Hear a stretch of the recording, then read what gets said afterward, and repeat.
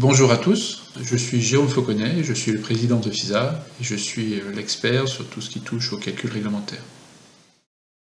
Voilà, on va rentrer dans le vif du sujet, de la RT 2012 à la RE 2020. Donc aujourd'hui, on a toujours ce calcul réglementaire énergétique, sur lequel on vient ajouter un calcul, une étude environnementale, avec chacun, donc avec aux indicateurs énergétiques, on vient rajouter des indicateurs environnementaux, et aux objectifs énergétiques, on a des objectifs environnementaux. On a bien d'un côté une étude énergétique, qu'on vient compléter avec une étude environnementale, et c'est bien ces deux études. Aujourd'hui, on n'a pas une seule étude énergétique, on en a bien deux. Moi, j'ai des clients qui me disent aujourd'hui, je veux faire de la RE 2020, mais je veux juste faire la partie énergétique. Ça peut, puisqu'il y a des bureaux d'études, on peut imaginer qu'ils se spécialisent sur la partie ACV, donc travailler de manière complémentaire comme ça, mais gardez bien à l'esprit, c'est que si vous vendez une prestation de calcul réglementaire RE 2020 à votre client, il risque de sous-entendre la partie énergétique et la partie ACV. Bon, après, si vous êtes là aujourd'hui, c'est que vous en êtes conscient. Mais l'ARE 2020, c'est bien une double étude. C'est pas une simple étude énergétique, c'est étude énergétique et étude ACV. Ou étude environnementale. Voilà. Chez FISA, on a deux outils. Un pour l'étude énergétique, qui est notre outil historique, Visual TTH ou Turbo TH, qui était son nom d'origine quand il était sous DOS, pour la partie énergétique, et aujourd'hui Turbo ACV sur la partie calcul environnemental, calcul ACV. Voilà. Donc, passé de la RT 2012 à la RE 2020, on a des exigences qui sont revues à la hausse, même si ça ne se voit pas comme ça au premier abord. On a quand même pas mal de choses qui ont été chamboulées, qui fait qu'elle est plus exigeante. On a toute une série de nouveaux indicateurs, à commencer par ceux de la partie environnementaux, mais aussi le confort d'été, vous le savez, qui a été revisité, le TIC qui datait de la RT 2000, qui était souvent décrié, a été remplacé par un indicateur, le DH, qui lui a le mérite d'être un peu plus proche de ce qu'on a l'habitude de faire réellement sur le terrain. Des postes de consommation complémentaires, je prendrai par exemple les équipements de mobilité qui étaient complètement, quasiment complètement, alors je dis quasiment parce qu'en fait on avait en fin de RT 2012 l'expérimentation E+C- qui commençait à prendre en compte les consommations des éclairages de parking, d'ascenseurs, etc. Et là ça a été complètement, on va dire, transformé en version XXL, en saisie, on va dire, détaillée sur cette RE 2020, donc ces postes qui n'étaient pas dans l'équation réglementaire de la RT 12 qu'on retrouve par contre maintenant dans la balance réglementaire de la RE 2020. Voilà. Et puis cette étude ACV qui vient en plus. Alors si on regarde un petit peu les textes de cette RE 2020, ça a commencé par les textes pour le logement. Les textes ils sont sortis à l'été 2021. Donc le décret et l'arrêté. Dans le décret, on a des définitions des exigences et à quoi ça vient s'appliquer, et dans l'arrêté, on a d'autres définitions, d'autres exigences et la méthode. Alors, depuis la RT 2000 jusqu'à la RT 2012, on avait un décret dans lequel on avait très peu de choses, on avait une date d'application et puis à quoi ça s'appliquait, et c'est tout. Il n'y avait pas de, on va dire, les objectifs, tous les éléments pertinents de la réglementation n'étaient pas dans le décret, tout était dans l'arrêté. On avait les objectifs, etc., les définitions. Là, pour la RE 2020, en fait, c'est éclaté en deux formes. Tout ce que les pouvoirs publics ont voulu boulonner, sécuriser, notamment des exigences en IC quelque chose max, IC énergie max ou IC construction max, qu'on abordera tout à l'heure, et on verra pourquoi est-ce qu'ils ont souhaité les boulonner. Il faut l'expérience de ce qui a pu se passer dans les précédentes réglementations. Ils ont mis ça dans un décret pour éviter que ça soit modifié simplement. Il faut que ça passe par un processus législatif plus compliqué. Voilà, donc du coup, mieux sécurisé en étant dans le décret. Dans l'arrêté, comme on dit, un simple arrêté modificatif peut venir corriger,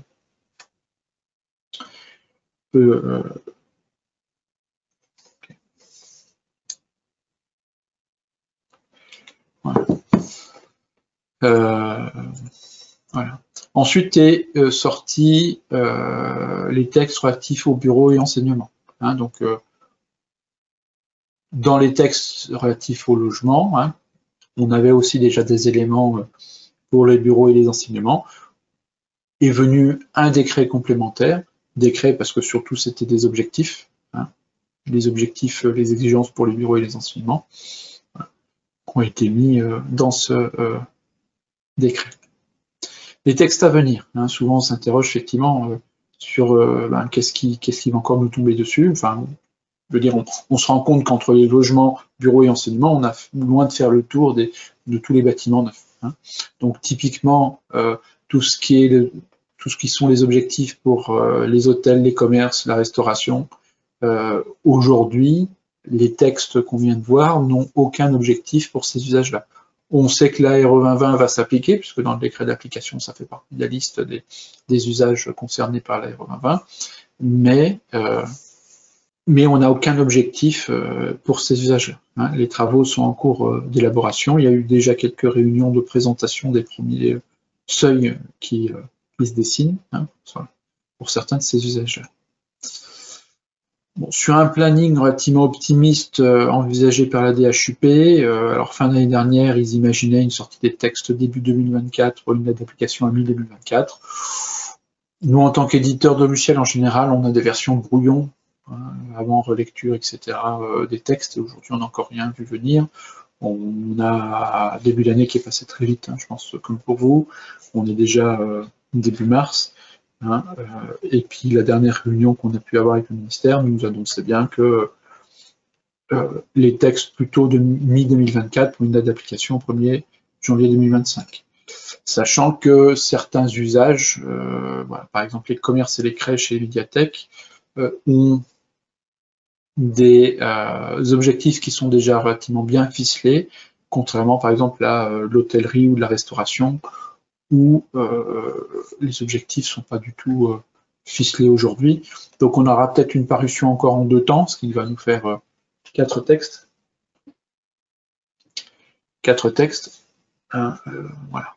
Donc, les 2 textes déjà sortis, hein, un pour les bureaux, un pour les logements, un pour les bureaux d'enseignement. Un prochain texte, on peut imaginer à l'été ou à la rentrée 2024. Hein, pour une application au 1er janvier 2025, et un 4e texte pour les derniers usages, hôtels, restauration, etc.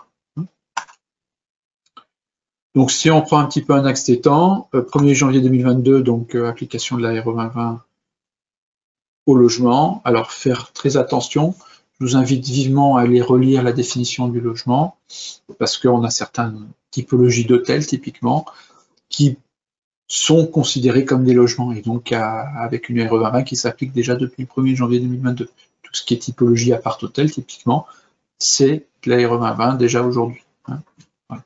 Donc faire attention à ça, de ne pas se faire taper sur les doigts par un bureau de contrôle ou autre, si des fois ça vous avait échappé. Hein. 1er juillet 2022, donc ça va faire bientôt 2 ans pour lequel on a l'ARE 2020 qui s'applique au bureau enseignement primaire et secondaire, hors hébergement et restauration. 1er janvier 2023, bon là c'était le cas particulier des petites extensions, des petits bâtiments, etc. Donc les pouvoirs publics nous avaient promis une version aménagée de l'ARE 2020, donc c'est sorti juste fin 2022 pour une application 1er janvier 2023. L'arrêté proprement dit, je ne sais plus si c'est un arrêté ou un décret, ça doit être un arrêté, est assez, enfin il n'est pas très clair, on va dire ça comme ça, pas être gentil. Je vous invite vivement à aller sur le site RT Bâtiment, aller chercher une fiche d'application qui est sortie en mars 2023, hein, donc ça fait à peu près 1 an maintenant, qui est beaucoup plus claire pour son application. Hein, voilà. Donc sur le site RT Bâtiment, la fiche d'application, petites extensions, etc. Hein. Et puis, bon, là encore, avec des grands points d'interrogation, au 1er janvier 2025, hein, je sais que c'est imminent parce qu'il y a des travaux en cours, mais des fois, les travaux ne vont pas forcément hyper vite. Voilà, donc pour les autres usages. Donc, on a actuellement, hein, ce qu'il faut bien retenir, c'est qu'actuellement, on a les exigences pour les logements, les bureaux, les enseignements primaires et secondaires, et l'ARE 2020 s'applique déjà depuis plusieurs mois. Par contre, on n'a aucune exigence sur les autres usages. Ils sont en cours d'élaboration. On n'a aucune information, mis à part quelques réunions consultatives qui décident, mais on n'est pas capable de réaliser un calcul de manière anticipée sur ces autres usages. C'est ça que je veux dire. Aujourd'hui, vous voudriez faire un calcul anticipé, par exemple sur un commerce. On ne peut pas. Le moteur CSTB, dès qu'on lui met un usage commerce, alors il va faire un calcul, mais il va vous sortir un CEP max et un BB max à 0, puisque en fait, les objectifs ne sont pas connus. Donc impossible de savoir si on est bon ou pas. On peut faire une estimation, bien sûr, du CEP et du BBO, ça va calculer, mais on n'a pas l'objectif en face, donc c'est pas très, ça ne nous avance pas beaucoup. Alors, prenons le cas d'un projet de rénovation, une rénovation de bureau, sur lequel j'en profite pour faire une extension de bureau avec un RIE qui va venir se greffer dessus.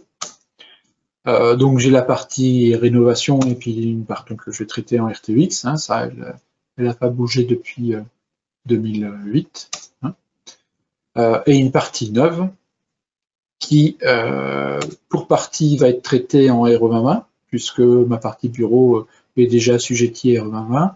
Par contre ma partie RIE, restauration, elle est encore en RT1012 puisque j'ai pas d'objectif, la RE2020 ne s'applique pas encore à la restauration. Et je ne peux pas faire autrement. Je ne pourrais pas mélanger éventuellement toute l'extension, faire tout en RE20, puisque dès que je vais mettre un usage restauration, pouf, le moteur CSTB va me mettre un BB max, un CP max à 0. Donc je ne peux pas faire un global, on va dire, RE2020 sur la partie 9. Voilà.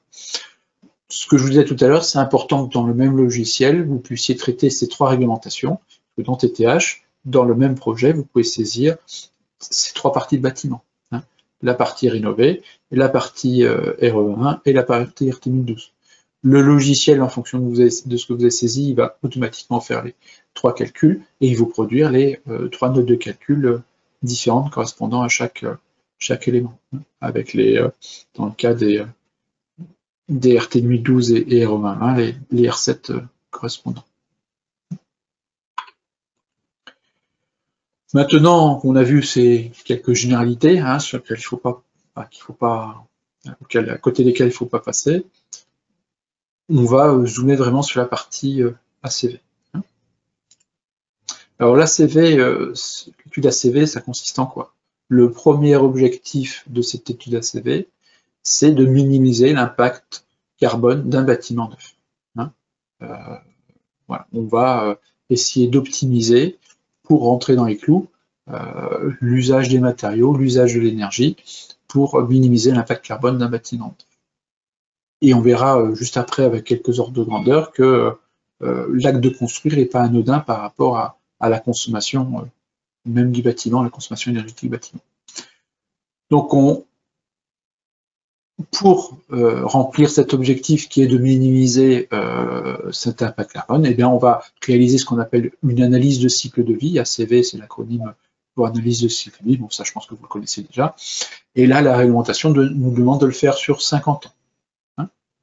Donc cette analyse de cycle de vie, on va prendre en compte la production des matériaux, la construction du bâtiment, l'entretien et l'exploitation du bâtiment et la démolition du bâtiment. D'où le terme analyse de cycle de vie complet, et estimer les émissions de CO2 dans le cas de la RE2020, puisque alors, on ne fait pas que le CO2, on va calculer différents indicateurs, mais sur la RE2020, on fait surtout le focus sur le CO2 pour vérifier la conformité. Donc, lors de cette étude ACV, on va calculer 36 indicateurs. Alors, en fait, vous allez saisir les métrés, et c'est après le logiciel, bien sûr, qui va redispatcher ces différents métrés pour calculer les différents indicateurs demandés par la réglementation. Enfin, sous-jacent à la réglementation, on a la norme qui nous demande, régit un petit peu tous ces calculs ACV, qui nous demande de réaliser aujourd'hui, à la sortie de la RE2020, c'était 24 indicateurs, la norme a évolué et aujourd'hui on calcule 36 indicateurs. Voilà.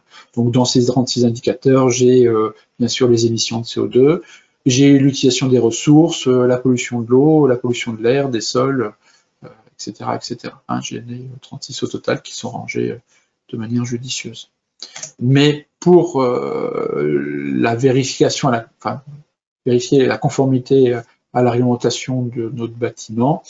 La RE120 s'intéresse surtout à des indicateurs liés au carbone, hein, les fameux IC quelque chose, et les deux qui vont nous donner le plus de soucis, donc c'est l'IC construction et l'IC énergie. Pour faire les études ACV, donc on propose Turbo ACV, notre logiciel Turbo ACV. C'est un module complémentaire à Visual TTH. On a vu tout à l'heure qu'on avait les deux. Hein. D'un côté Visual TTH pour l'étude énergétique et de l'autre côté Turbo ACV. Il est validé par les pouvoirs publics depuis septembre 2022 pour les calculs RE2020, parce que comme la plupart des outils de calcul réglementaire, c'est assujetti à validation par le ministère. Et bien sûr, il intègre la base INES qui est régulièrement mise à jour. Alors, si on prend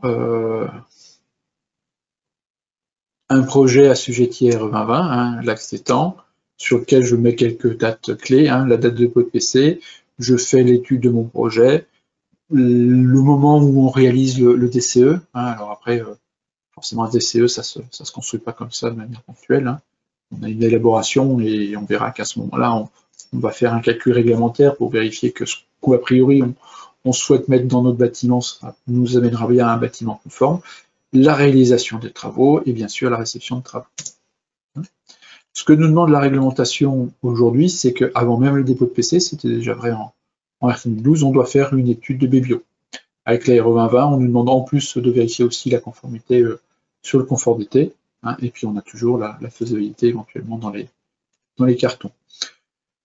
Cette étude de BBio va nous donner lieu va nous permettre de produire un R7, R7 pour rapport standardisé d'études thermiques, ce que j'appelle souvent aussi fiche XML, spécifique au dépôt de PC. C'est-à-dire que normalement, dedans, on n'a aucun calcul de CEP, on s'intéresse vraiment qu'à la partie bâtie.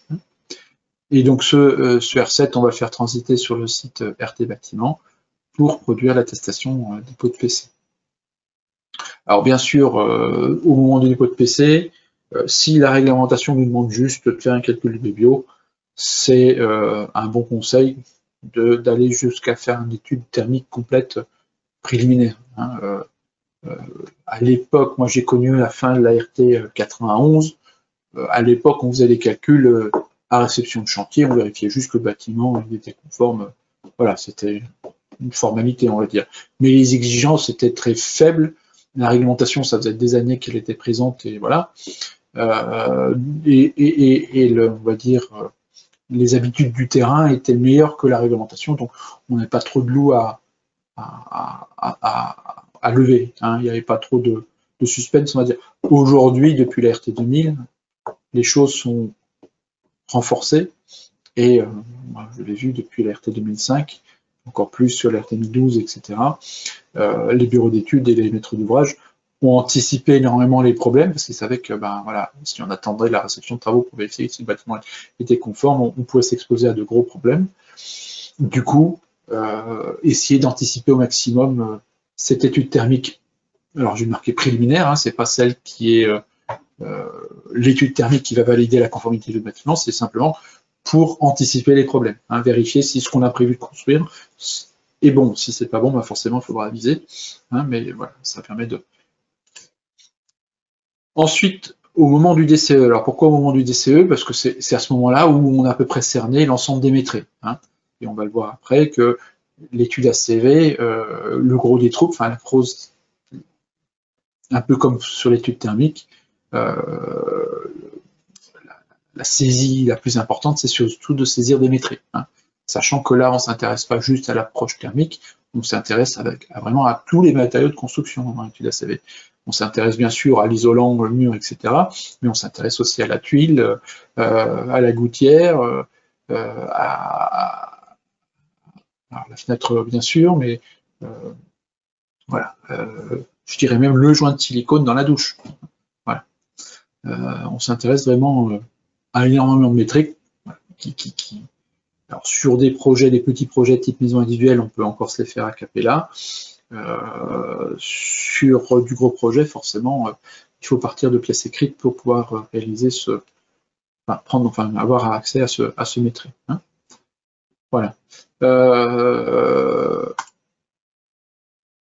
Ensuite, au cours des travaux, c'est l'habitude sur les logements de faire des mesures de perméabilité préliminaires aussi, simplement pour vérifier que à réception de travaux, l'objectif de résultat est là avec depuis l'ER 2012 pour les logements, on n'y coupe pas, hein, l'objectif de résultat est bien rempli. Hein. Et c'est qu'à réception de travaux que l'on peut faire les études finales. Hein. Donc on commence par la mesure de perméabilité finale pour vérifier que on respecte bien la réglementation, hein, 0,6 pour une maison individuelle et 1 pour le logement collectif. J'attire votre attention d'ailleurs là-dessus parce que en fonction du mode de mesure, en R 2020, on a des coefficients de pénalité qu'on n'avait pas en R 2012. Donc en R 2020, si on a mesuré par exemple 1 sur un logement collectif, on n'est pas obligatoirement bon, enfin une valeur inférieure à 1, on n'est pas obligatoirement bon. Hein, parce que si on a fait par exemple une mesure par échantillonnage, eh bien on a une majoration sur la mesure qui est appliquée, et après on doit vérifier qu'on est toujours inférieur à 1 après application de cette majoration. Voilà, donc être assez vigilant dessus, mais donc c'est bien cette mesure-là qui permet de vérifier la conformité de bâtiment à la réglementation, en tout cas sur la partie perméabilité. Ensuite, la réglementation, pareil, sur les logements nous oblige à vérifier le système de ventilation. Et on fait les études finales, études thermiques et études ACV finales. Hein. Celles-ci étant juste des études que j'ai bien baptisées préliminaires, hein. C'est moi qui les appelle comme ça, il n'y a pas de terme consacré officiel. Hein. On anticipe les problèmes. Par contre, vérifier que le bâtiment soit bien conforme, c'est à réception de travaux. On ne peut pas faire autrement. Hein. On sait que entre le moment du dépôt de PC ou même du DCE et la réception de travaux, il peut y avoir des aménagements qui changent, des matériaux qui changent. Hein, voilà. Donc, on fait cette étude à réception de travaux avec le matériel. Effectivement, la réglementation demande à ce que le bâtiment effectivement mis en œuvre, hein, effectivement construit, soit conforme. Tous les calculs qu'on a pu faire avant, ils n'ont pas de valeur réglementaire. Hein. Voilà. C'est bien le bâtiment construit qui doit être réglementaire. Tout ça va nous permettre de produire un RS2E. Hein, donc le R7, c'est rapport standardisé d'études thermiques. Le RS2E, c'est rapport standardisé d'études énergétiques et environnementales. Hein. Dans le RS2E, j'ai le résultat de mon étude thermique et le résultat de mon étude environnementale. Hein.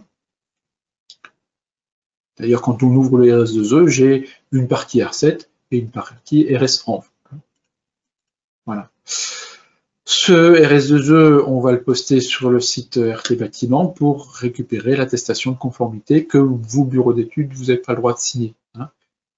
Ceux qui ont le droit de signer, c'est le bureau de contrôle, l'architecte, le diagnostiqueur immobilier dans le cadre d'une maison individuelle.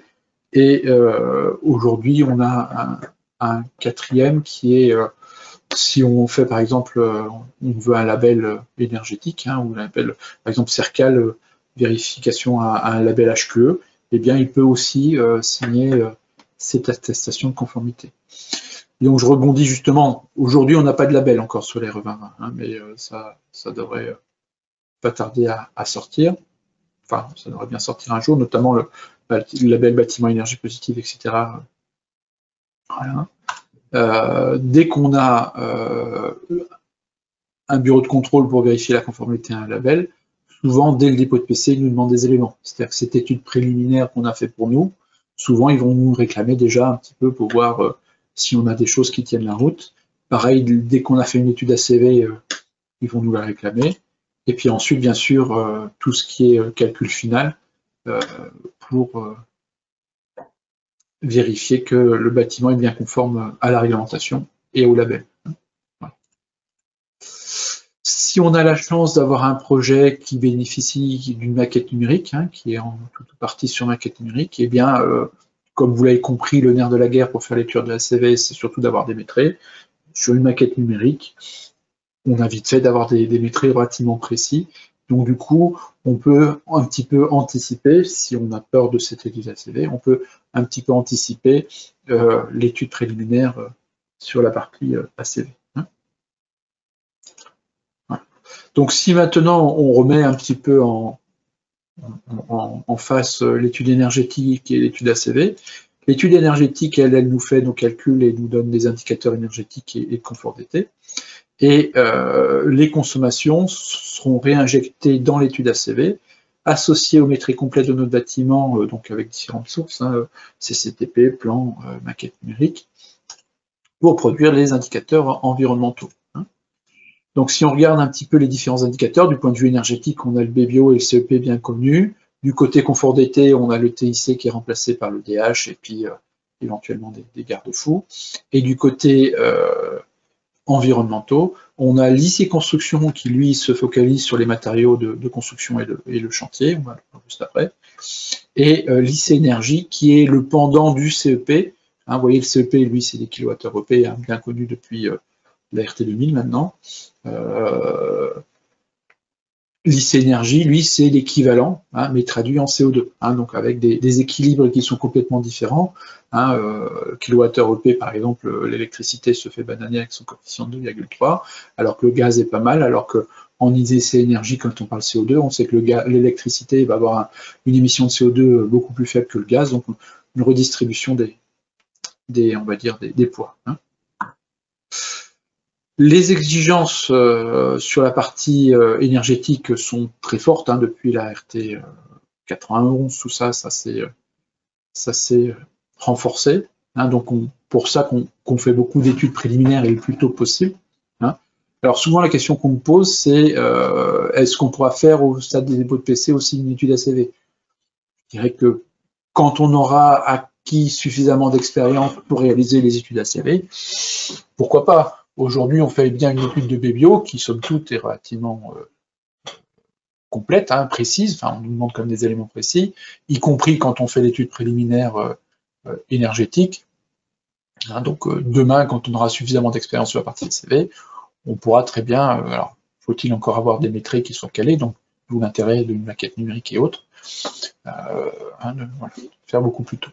Le fait de faire l'étude ACV plus tôt, c'est pas moi qui le dis, hein, c'est les clients qui aujourd'hui utilisent la maquette numérique qui font leur étude ACV préliminaire beaucoup plus tôt dans le projet. Qui dit plus tôt dit on lève les loups le plus tôt possible et du coup ça nous coûte moins cher parce que quand il y a très différentes solutions pour être conforme. Sur la partie ACV, les exigences sont pas nulles, mais elles sont quand même beaucoup plus modérées. Hein. Donc on va essayer de les faire bien sûr avant la passation de marché, parce qu'on va demander à une entreprise de poser du matériel qui, on le sait, va nous mener à une solution, à un bâtiment non conforme. Hein. Et donc typiquement, donc on retrouve ce que j'avais fait sur le petit graphe juste avant, c'est-à-dire en phase DCE quand on n'a pas de maquette, ou un petit peu avant la phase TCE, en tout cas en cours d'étude, quand on a une maquette. Voilà. Donc si on reprend le schéma, typiquement Visual TTH qui va faire la partie énergétique, qui va produire un R7 qu'on va récupérer dans l'outil de calcul environnemental, le Turbo ACV, pour produire le fameux RS2E, hein, qui vient fédérer le R7 plus le RS1, hein, pour produire l'attestation de conformité. Maintenant, si on part de l'étude de BBO pour arriver à l'attestation de conformité, hein, donc à partir de l'étude énergétique finale, où on a parlé d'études préliminaires, j'en ai mis une tout à l'heure sur le schéma, mais régulièrement on va en refaire. Hein. Une entreprise qui va changer un générateur, par exemple, est-ce que je suis toujours conforme, est-ce qu'au niveau performance ça colle, etc. Je change un isolant, des fenêtres, etc. Donc on aura une mise à jour de notre étude énergétique. Hein. En parallèle à ça, on a une étude ACV qui démarre souvent un peu plus tard, hein, puisque de toute façon l'étude énergétique c'est un prérequis pour faire le calcul ACV. Voilà.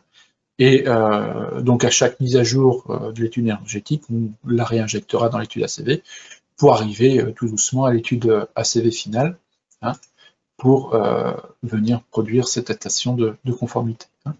Voilà. Donc ça c'est un schéma que vous faites, vous ferez régulièrement. Hein. Avant on n'avait que la partie énergétique, là maintenant il faudra aussi composer avec cette étude ACV. Alors si maintenant on parle indicateur, la partie étude environnementale va nous calculer différents indicateurs. Hein, donc on a parlé des 36 indicateurs, et en plus de ces 36 indicateurs, en mode statique, on va calculer des indicateurs en mode dynamique, et qui sont liés à l'impact carbone. Un IC, c'est pour impact carbone. Donc le IC composant, lui, traduit tout ce qui est composant de construction, l'IC chantier, tout ce qui est lié au chantier, l'IC énergie, tout ce qui est lié à la consommation énergétique de notre bâtiment, l'ICO, tout ce qui est consommation en eau du bâtiment, et l'IC parcelle, tout ce qui est relié, toutes les émissions de CO2 liées à la parcelle proprement dit. On vient cumuler certains de ces impacts carbone pour faire par exemple le IC construction, hein, où on prend le IC composant plus le IC chantier, et le IC bâtiment, qui est composé de IC composant, IC chantier, IC énergie et ICO, et le IC projet qui tient compte aussi de la parcelle. Dans tous ces indicateurs, j'en ai que 2 qui sont assujettis à objectif, hein, c'est pour ça que j'en parlais tout à l'heure, mon IC énergie et mon IC construction. Hein. Chaque indicateur est calculé pour chaque bâtiment. Il donne, donc c'est le IC projet qui donne l'impact vraiment du bâtiment sur 50 ans, enfin le bâtiment et sa parcelle, donc globalement le fait d'aménager un nouveau bâtiment. Hein. Alors c'est un faux ami, hein, puisque si j'ai plusieurs bâtiments dans mon projet, eh bien j'aurai plusieurs IC projets, un IC projet pour chacun des bâtiments. Hein. Tous ces indicateurs sont fournis en kilogrammes de CO2 par mètre carré, ou aussi c'est une nouvelle tendance de fournir aussi les résultats par occupant, hein, histoire de pouvoir externaliser le résultat et venir faire un bilan global, on va dire, d'un usager, par exemple. Voilà. Il y a aussi d'autres indicateurs comme la capacité du bâtiment à stocker du carbone, sa capacité à exporter de l'énergie, etc. Ça, c'est voilà, des indicateurs en plus qui, aujourd'hui, ne sont pas valorisés, qui, typiquement, le BC Export Énergie pourrait certainement être utilisé dans le cadre d'un label le bâtiment énergie positive, par exemple. Alors, si on découpe un petit peu notre bâtiment, enfin notre projet, on a le bâtiment, on a la parcelle et le chantier. Alors ça, c'est une convention, un petit peu comme ce qu'on a sur la partie énergétique. Hein, on prend le bâtiment et ses parkings. Parking intérieur, souterrain, mais aussi parking extérieur.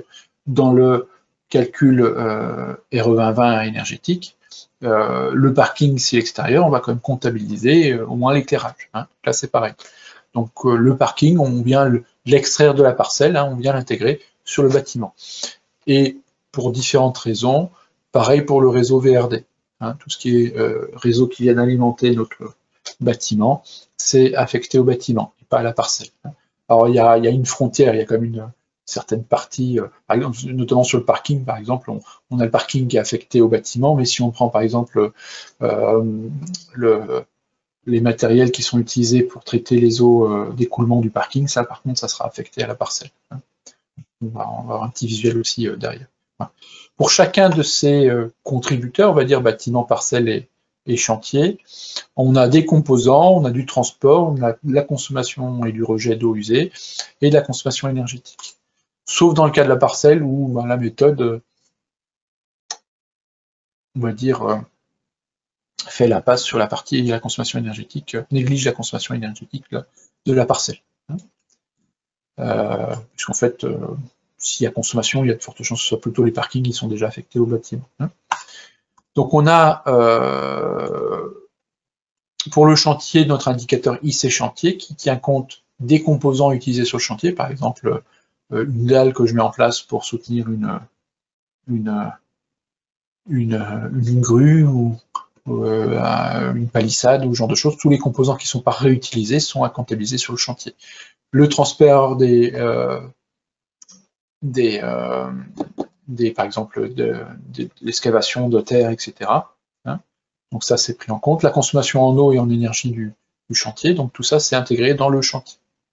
Pareil pour la parcelle, hein, le IC parcelle. Donc s'il y a des matériaux de construction sur la parcelle, alors, ça peut être par exemple une partie construite, mais qui n'est pas assujettie à RE2020 parce que c'est pas chauffé, c'est pas. Ouais. Donc on peut avoir une partie construite. Hein, des éléments de décoration sur la parcelle, etc. C'est affecté à la parcelle et pas forcément au bâtiment.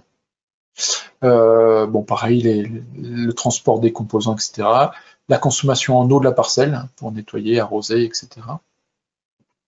Et sur le bâtiment, par contre, comme c'est lui qui fait l'objet de toutes les attentions, il est un petit peu surdécoupé à travers la partie énergétique, à travers son indicateur IC énergie, le IC composant qui regroupe les composants et le transport associé pour venir les emmener sur le chantier, et puis l'ICO sur les consommations et rejets en eau. Hein. Là, je vous ai remis un petit peu le petit tableau qui vient reprendre les différents éléments. Donc souvent, ce qui est confondu, et moi le premier, j'avais un petit peu fait l'amalgame, vous voyez, l'ICO, c'est uniquement les consommations en eau du bâtiment. Les consommations en eau de la parcelle et du chantier sont intégrées dans l'IC parcelle et l'IC chantier. Hein. Voilà. Comme ils font pas, il n'y a pas d'exigence réglementaire dedans, ils ont estimé, les pouvoirs publics ont estimé dans la méthode qu'il n'était pas nécessaire de faire plus de détails que ça là-dessus. Hein. C'est détaillé par contre pour le bâtiment. Voilà. Je vous disais tout à l'heure, vous voyez, en vert, c'est ce qui est affecté au bâtiment, donc on a les réseaux VRD, on a éventuellement des modules photovoltaïques qui seraient même installés sur un bâtiment voisin, le parking, son éclérage, etc. Par contre, la voirie qui vient alimenter le parking, un éclairage qui viendrait faire un peu de déco sur la parcelle, ou le traitement des eaux polluées qui s'écoulent du parking, tout ça, c'est affecté à la parcelle. Alors le fait que ce soit affecté à la parcelle, souvenez-vous, tout à l'heure, on avait... donc l'IC projet n'a pas d'objectif réglementaire. Hein. Celui qui a un objectif réglementaire, c'est l'IC construction. Et du coup, si on affecte à la parcelle et pas au bâtiment, eh bien, tout ce qui est affecté à la parcelle échappe au scope, à la balance réglementaire. Hein. Voilà. Ce qui est exclu, c'est typiquement la démolition, le transport des personnes qui viennent sur le chantier, ou même les occupants lors de l'exploitation du bâtiment, tout ce qui est mobilier, voilà, ou déchets mobiliers, tout ça c'est exclu de la CV. En tout cas, celle de l'aéro 2020. Alors, pour réaliser des ACV, le composant de base, quand on fait une étude thermique, on a un lambda, une résistance pour estimer la qualité thermique du composant. Là, en RE 2020, on a dit qu'on calculait, en ACV, on a dit qu'on calculait 36 indicateurs, etc. Ces 36 indicateurs, ils ne viennent pas tout seuls. Hein. En fait, en parallèle, chaque composant va être traduit dans ce qu'on appelle une FDES. FDES, l'acronyme, c'est fiche de déclaration environnementale et sanitaire. Alors, il y a des FDES, des PEP, des DED, etc. Moi, j'aime bien, sachant qu'elles ont toutes un peu la même finalité, elles sont toutes présentées de la même manière. On a les fameux 36 indicateurs, décomposés en différentes phases qu'on va voir juste après. Moi, j'aime bien les baptiser, que ce soit des PEP, des DED, etc., ou des FDES standards. J'aime bien les appeler des fiches de données environnementales standardisées, parce que vous pourrez le voir quand vous allez sur la base IGNES, qu'on soit sur une PEP, par exemple d'une chaudière, vous allez avoir les mêmes tableaux, grosso modo, que si vous êtes sur une FDES. En tout cas, voilà, hein, c'est les mêmes indicateurs, les mêmes phases. Alors, elles sont intitulées peut-être légèrement différemment, mais en tout cas, ça revient au même. Hein. Une FDES, c'est une ACV à l'échelle du composant, hein, tout simplement.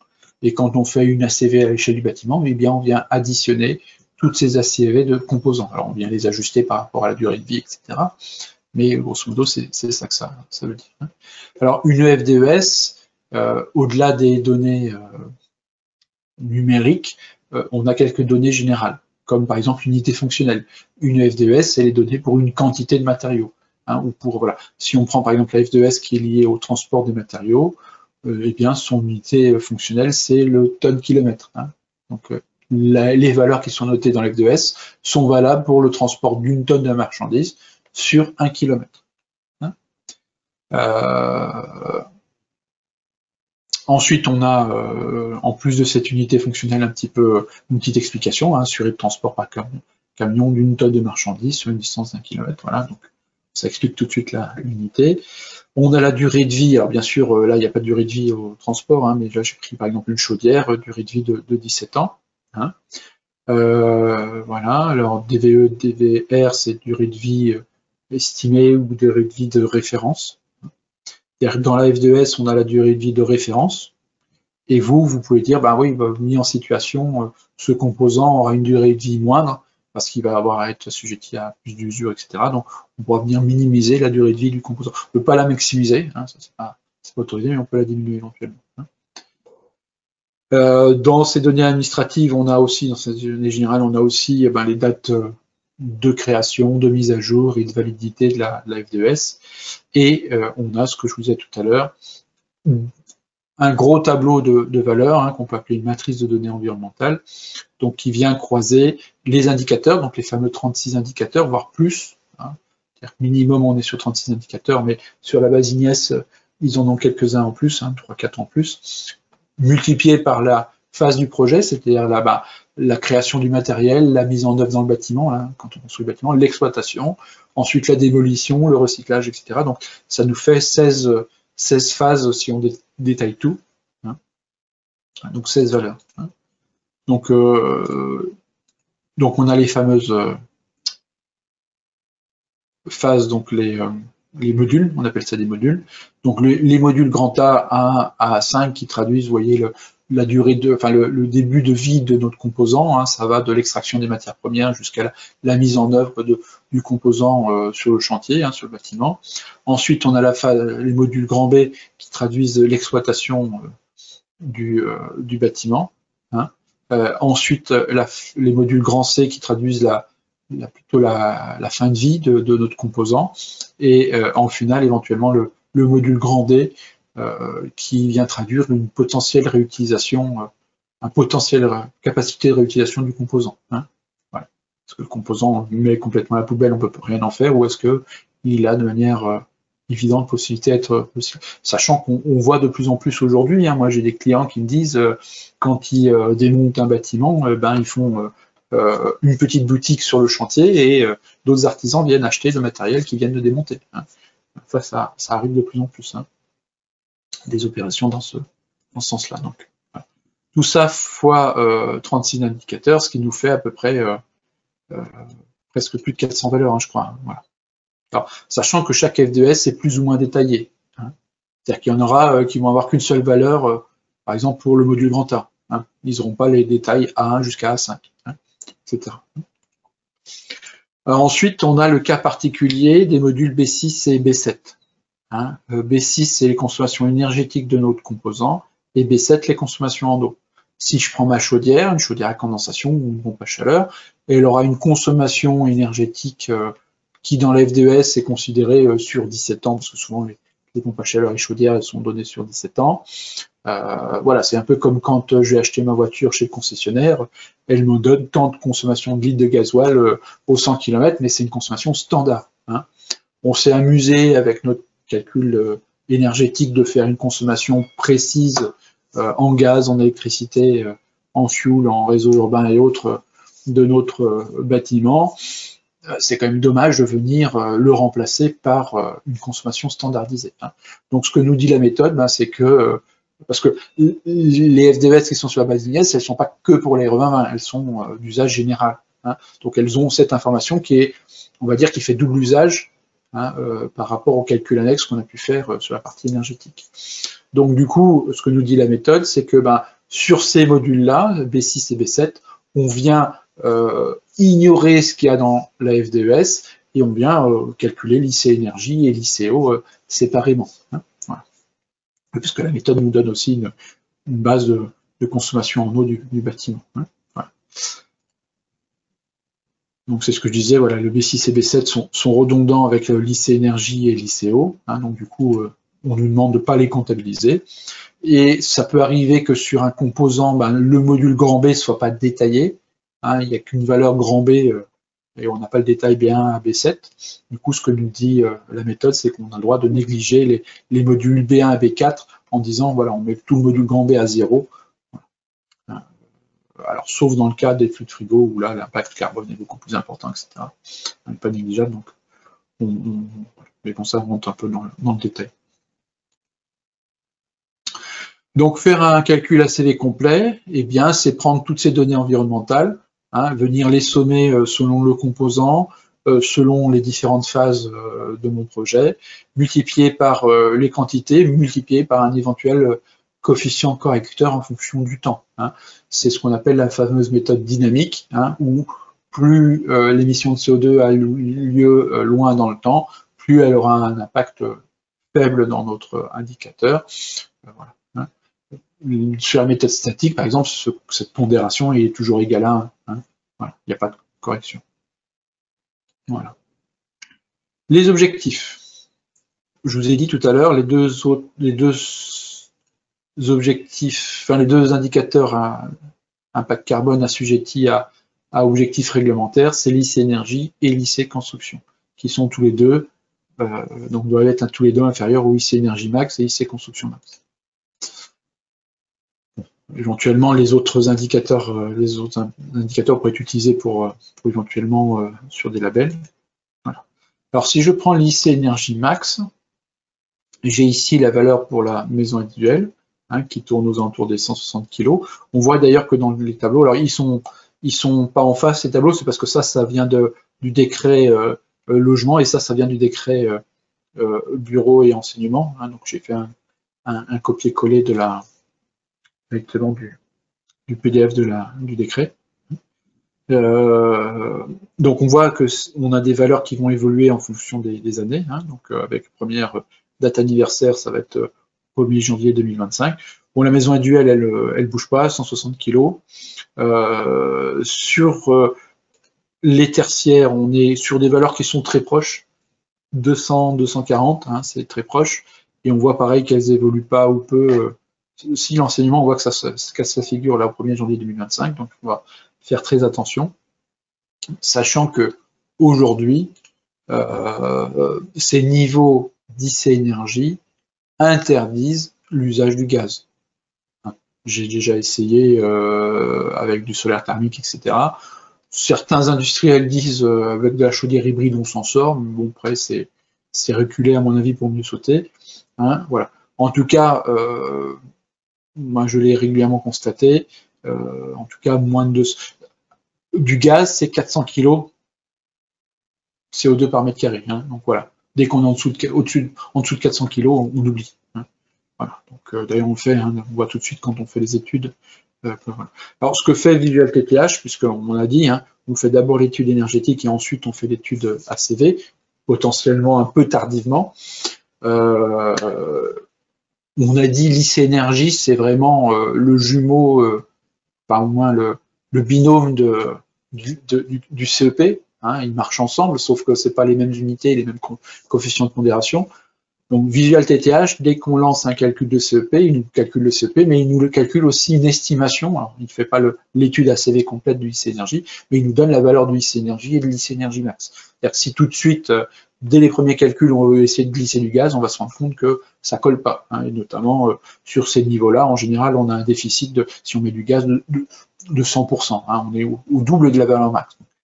Impossible, enfin moi j'ai essayé, mais impossible à récupérer. Hein. Donc gardez à l'esprit que ce fameux IC énergie max nous interdit aujourd'hui sur la construction neuve de mettre du gaz sur la maison individuelle, des bureaux et sur l'enseignement, hein, et encore plus demain sur l'enseignement. Alors sur le logement collectif, 560, je vous ai dit le seuil à 400 kg, voilà, on passe. Par contre, on voit 1er janvier 2025, et c'est là-dessus que les pouvoirs publics, à mon avis, ils ont voulu sécuriser ces objectifs, les mettre dans un décret plutôt que dans un arrêté, parce que ça s'est vu en RT 2012, vous vous souvenez, hein, les logements collectifs bénéficiaient d'un régime de faveur, ils étaient 15% au-dessus des autres valeurs, hein, ils n'étaient pas à 50 kWh, mais à 57,5, hein, valeur de base. Ça devait être valable pendant 2 ans, puis ça a été reconduit 2 ans, et puis la RT 2012 a été fini pour les logements, qui avaient toujours, pour les logements collectifs, cet aménagement. Voilà. Donc là, 1er janvier 2025, donc c'est demain, hein, c'est dans moins d'1 an maintenant, les logements collectifs, et on voit qu'on a passé largement en dessous du seuil des 400 kg, hein, ça interdit aussi le gaz en logement collectif. Hein. Donc on reviendra certainement sur une typologie, puisque c'est la solution qui semble la plus viable aujourd'hui, de production collective avec un générateur thermodynamique centralisé, etc. On a toujours, au fur et à mesure des réglementations, on a toujours eu des allers-retours entre l'individuel et du collectif. Hein, voilà. En attendant peut-être d'avoir des solutions thermodynamiques individuelles qui puissent se mettre en œuvre dans du logement collectif. Il y en a déjà, mais voilà. En tout cas, 1er janvier 2025 pour le logement collectif, anticiper vraiment le problème. Hein. Ça, c'est indéniable. J'ai des clients d'ailleurs qui m'ont demandé, il faut que je mette à jour Monsieur Pinchon d'ailleurs, je sais pas si j'ai pas vu s'il était là. Régulièrement, il me demande d'afficher en fait si Monsieur Pinchon, je vois qu'il est connecté. Ouais. Régulièrement, il me demande d'affecter, donc je devrais sortir la mise à jour de Visual TTH qui sort en plus des objectifs à date de début de PC et les objectifs aussi au 1er janvier 2025 hein, pour éventuellement tout de suite avoir sous les yeux à quelle sauce on va être mangé. Hein. Voilà. Donc la partie énergétique, alors ces valeurs-là, c'est les valeurs de base. Hein. Après, elles sont modulées avec différents coefficients, mais typiquement, c'est autour de ces valeurs-là qu'on tourne. Hein. C'est-à-dire que notre maison individuelle, elle va monter peut-être à 200 kg, mais c'est tout. Quoi. En tout cas, il faut retenir que ces valeurs-là, à terme, vont nous interdire, enfin nous interdisent déjà le gaz. Voilà. Ensuite, alors, juste au passage, là, on parle d'une estimation de CO2 sur 50 ans. Hein, donc, on a utilisé de l'énergie pendant 50 ans. On voit que sur voilà, les seuils, ça traduit aussi une réalité de terrain. Hein, on est à 200 kg de CO2, etc. Regardez les valeurs qu'on a en objectif sur la partie construction. Sachant que la partie construction, on construit qu'une seule fois le bâtiment et on le démolit qu'une seule fois. Hein, voilà. On n'a pas multiplié les valeurs par 50. Alors, ce qui est multiplié par 50, éventuellement, c'est l'exploitation quand on a un coup de peinture à redonner, un petit travail de réparation, ce genre de choses. Mais je veux dire, ça reste le gros des troupes, c'est au début et à la fin des travaux, hein, surtout au début.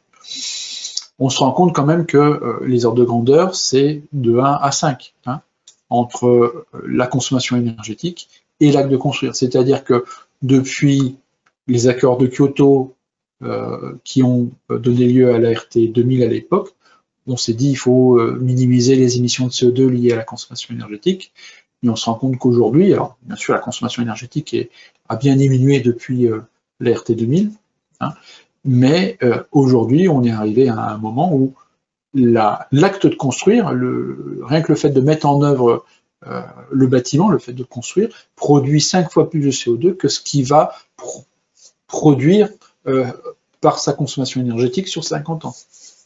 Hein. D'où l'importance de s'y intéresser. Hein. On ne peut pas construire un bâtiment neuf en faisant l'impasse là-dessus, si on sait que c'est un poste qui est beaucoup plus important que, on va dire, les émissions de CO2, même des consommations énergétiques. Hein. Voilà. Alors tout ça, c'est un peu conventionnel, puis on se projette aussi dans l'avenir, c'est-à-dire que là, les consommations énergétiques, elles sont déjà hyper performantes, hein, mais c'est déjà un petit peu là où on était avec l'ART 2012. Hein. Voilà. On en améliore un petit peu, mais voilà. Voilà, donc on voit que sur la maison individuelle et le logement collectif, alors les premières simulations qu'on a pu faire avec vos confrères, en maison individuelle et en logement collectif, alors les contraintes sont pas nulles, mais voilà, elles restent modérées. Hein. Par contre, pour des bureaux à 900 kg de CO2, là, je pense pas qu'il y ait beaucoup de bureaux qui ont à craindre l'étude ACV, sachant que là-dessus, encore une fois, il y a l'aspect modulation, etc. Par contre, on voit que tout ça, ça évolue dans le temps, hein, donc il faut se méfier quand même du 1er janvier 2025, où les choses commencent un petit peu à se resserrer. Notamment, on voit le saut sur la partie enseignement, hein, où on est drastiquement plus important que sur les bureaux. Hein. Voilà. Au niveau formation, donc on propose, alors déjà toutes nos formations, FISA et pour ces formations met lieu à un processus certifié par Calliope.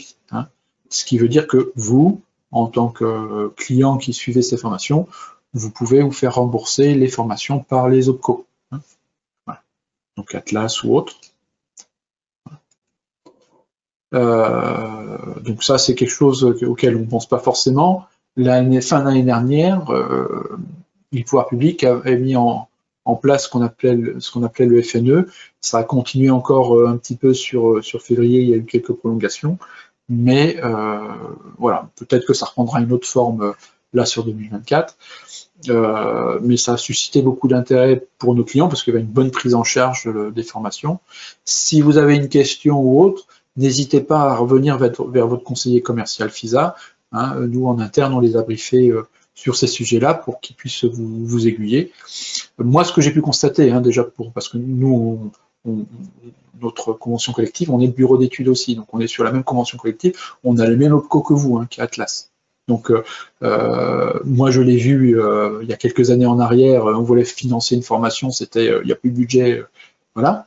Aujourd'hui, on a au téléphone un vrai conseiller, une vraie conseillère qui nous pousse à consommer on va dire, nos budgets de formation. Et on arrive à vraiment prendre en charge une bonne partie des formations. Voilà. Donc on n'est plus du tout dans la même démarche. Moi, un peu comme vous tous, hein, j'étais assez dépité dans le passé pour la prise en place. Voilà, on s'est dit, c'est pas la peine de demander, de toute façon, on n'aura rien. Aujourd'hui, on est dans une logique complètement différente. Ce qui est bien, puisque il y avait une volonté, un dispositif qui était mis en place il y a des années qui n'était pas forcément bien maîtrisé. Aujourd'hui, on voit que les pouvoirs publics mettent l'accent sur la formation continue, et ça, c'est une bonne chose. Hein. Voilà, donc ne pas hésiter, si vous avez un doute, à revenir vers notre conseiller commercial FISA qui va vous donner les billes pour prendre les bons contacts auprès de votre co, hein, les bons conseils. Voilà. Donc au niveau des formations proprement dit, tiens, j'ai oublié de mettre la troisième, je l'ai rajouté ce matin sur mes slides, mais j'ai oublié de la mettre là. Donc on propose sur la RE 2020 3 formations, la formation mise à jour, la formation prise en main, et puis la troisième, la formation ACV seul. Hein. On s'est rendu compte que beaucoup de clients, la RE 2020, la partie énergétique, ça ressemble beaucoup à une RT 2012, donc ils l'ont un petit peu appréhendé tout seul. Par contre, la partie ACV, la marche est trop haute, c'est comme un vrai sujet tout neuf. Souvent, ils prennent juste la formation à partie ACV. Hein. Voilà. Donc, j'ai oublié de la renseigner ici, de la noter là. Donc, formation mise à jour, c'est comme son nom l'indique, hein, on passe d'une RT 2012 et sur 3 jours, on vous explique comment faire un calcul RE 2020. La formation prise en main, ça c'est, vous avez un nouvel arrivant dans le bureau d'études, on commence par la prise en main TTH et puis on fait toutes les réglementations, pas toutes en vigueur, la RTX, la RT 2012, la RE 2020, hein, tout ça sur 5 jours. Et puis la fameuse formation ACV seul qui est uniquement sur 2 jours. Hein, donc formation mise à jour sur 3 jours, voilà. Donc 3 jours dont 2 sur la CV, hein, en fait il y a une journée sur la partie énergétique, ça va assez rapidement, et 2 jours sur la partie ACV. La formation prise en main, donc toujours avec ces 2 jours ACV à la fin, et 3 jours, donc première journée prise en main et bilan thermique TTH, et puis 2 jours sur la partie énergétique, et 2 jours sur la partie ACV, hein, ça nous fait bien nos 5 jours, et la formation ACV seul, que j'ai oublié de mettre sur le premier slide, hein, où on a une journée théorique et une journée pratique. Ces 2 jours, hein, vous retrouvez d'ailleurs sur chacune des formations. Hein. Donc une journée théorique où on finit par faire un calcul un peu à la main sur un fichier Excel, hein, histoire de voir comment fonctionne la méthode, puis se rendre compte qu'en final, une fois qu'on a compris comment ça fonctionnait, c'est plus simple même qu'un calcul thermique. Alors plus simple, je ne dis pas que ça prend moins de temps, mais c'est plus simple d'appréhension, hein, parce qu'ils sont quand même arrivés à un degré de complexité sur les différents calculs énergétiques quand même assez important. Sur la partie ACV, les calculs restent relativement basiques, simples. Hein, donc une journée où on s'intéresse vraiment à la partie théorique, comment ça se calcule, hein, et une deuxième journée où on pratique, hein, où on se fait des ordres de grandeur, des simulations, telle solution plutôt qu'une autre, etc., histoire de se donner quelques ordres de grandeur. Voilà. Si vous avez moindre question sur ces formations, n'hésitez pas à revenir avec votre conseiller commercial FISA, hein, ou envoyez simplement un mail à info@fisa.fr et on sera un plaisir de vous répondre, hein, notamment sur les prochaines sessions disponibles.